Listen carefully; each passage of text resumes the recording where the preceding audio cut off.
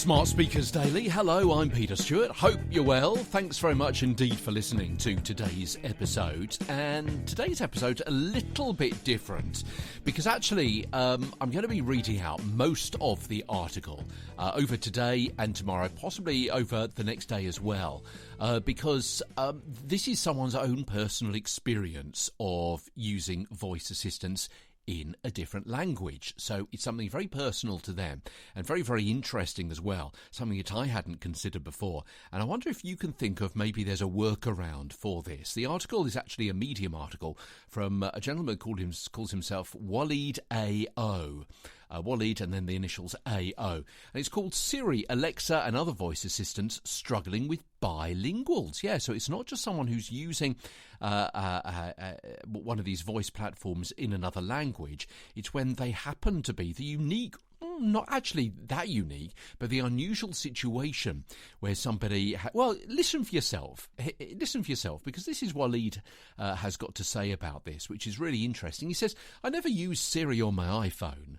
When I'm not home, it's easier for me to grab my phone than to deal with Siri and the possibility for her to misunderstand me. Even if I want to ask Siri to call someone for me, there's a high chance she will not understand me. Let me explain. Walid says, I speak 3 languages and somehow use all 3 languages at once. Even though my iPhone is set to English, many of my phone contacts are either German or Arabic names.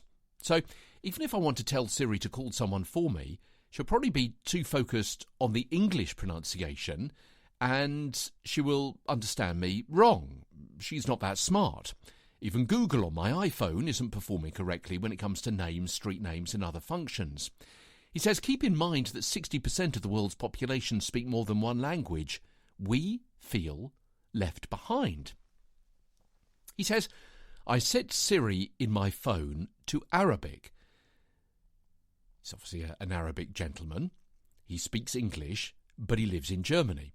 He says, ever since, Siri on my iPhone speaks Arabic. Again, I never use Siri, so there was no need to turn Siri back to English. But last week I received a text while wearing my AirPods.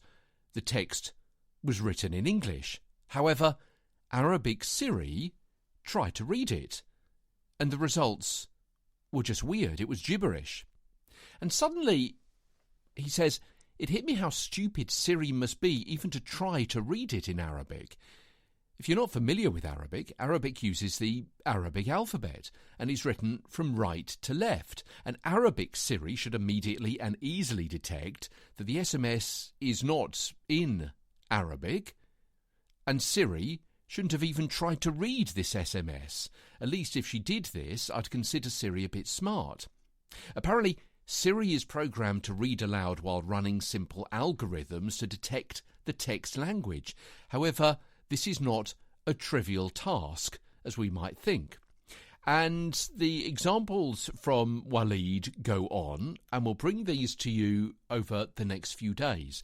So, in essence, what his problem is, and it can't be completely unique, is that he speaks English, he's writing in English, he lives in Germany, so he's going to have German issues, as we'll come to tomorrow, but also he seems to be a native Arabic speaker.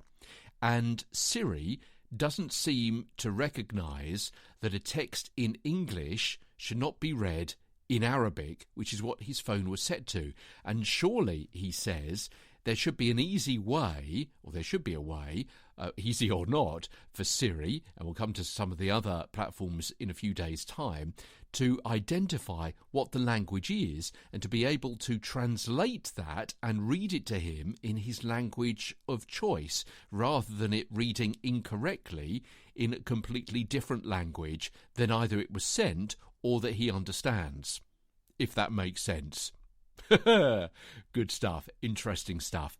Okay, you can read that ahead of time. We've got the link in our show notes, and we'll be back tomorrow with more. From London, I'm Peter Stewart. Part of the Briefcast.fm network.